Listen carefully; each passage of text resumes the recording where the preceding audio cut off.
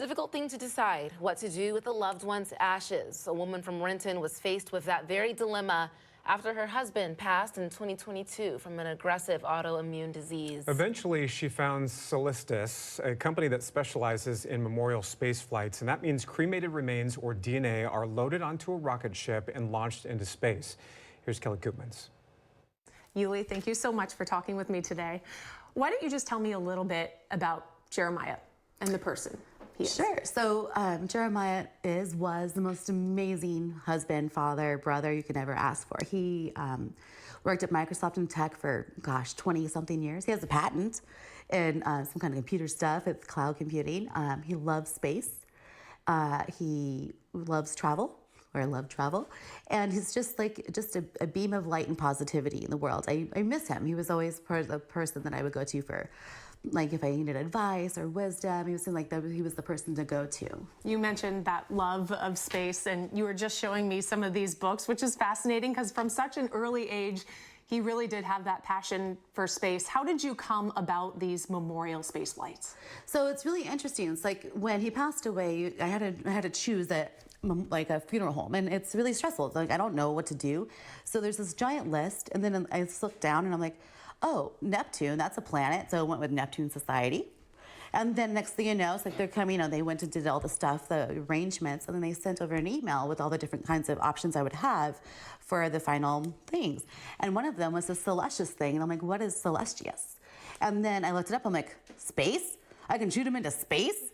And I'm like, okay. And so then I thought to myself, like, if he was alive, I would be like, honey, would you like to keep your car? Do you want to go to space? Space. So then I sold his car and sent him to space. And what was people's reaction when they first heard of this idea? They're like, are you serious? They didn't believe it actually existed. They're like, what? I'm like, yeah. And he's going with a whole bunch of Star Trek people. And they're like, what? I'm like, totes. And it's called the Enterprise flight and all these different things. It was very, very Star Trek. And he's loved Star Trek ever since he was a kid. There's a picture of him in high school with a cutout of Spock and Kirk. It's just hilarious. And so I'm like, this is perfect. I couldn't ask for anything better for him to be on a flight with Gene Roddenberry, Majel Barrett, and all these other people from Star Trek. So he's on his big journey into heliocentric orbit someplace in deep space. Talk to me a little bit about the logistics of it. How is he in space? How did that all come together? So there's this thing called, from what I understand, United Launch Alliance got together, and so Celestis has been doing this thing for 20 years or so, but this is their first time actually going into space. Usually they'll shoot people into the atmosphere, things like this, right? But this was their first endeavor, and I guess they worked with, from what I understand, Gene Roddenberry and stuff to make this happen because he always wanted to go into space. Mm-hmm. And so they went as a secondary payload on whatever satellite things that were going, and so then things got shot up on the Vulcan rocket in January. And so he goes up, and they're like, okay, moon lander this way, like satellites this way, right? And then we go this way. And so then the mission to the moon apparently wasn't as successful. There was an issue with the lander, but our mission was successful. And so it's right now going into deep space, and there's even a tracker, and it's even going to be called the Enterprise Space Station. It's so mind-boggling to even imagine, but what was the moment like? I know there were other things at play, and you weren't able to be there to watch it in person when it happened, though you were in Florida.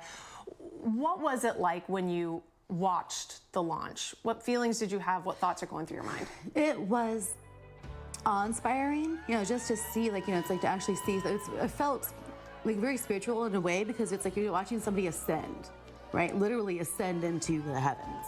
And if anything, he deserved that. One of the things I wrote on his memorial was that I give you the universe. I loved him that much. And so I wanted to be able to do that for him.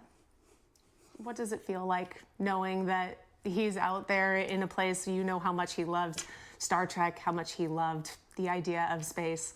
What does it mean to you and your family to have him out there living out that dream? It's tremendous. It gives me a sense of peace. When I'm upset, when I miss him, I can just go outside and look at the stars.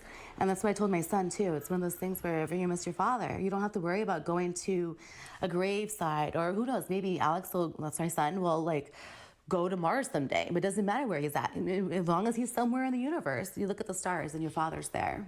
That's beautiful. Yuli, thank you. Thank you. Incredible. Well, you might wonder what something like this costs. Packages start at about $3,500 to be launched into space and come back down to Earth. Or like Yuli chose, for $13,000, you can launch your loved one's ashes into deep space through our solar system and beyond. I think it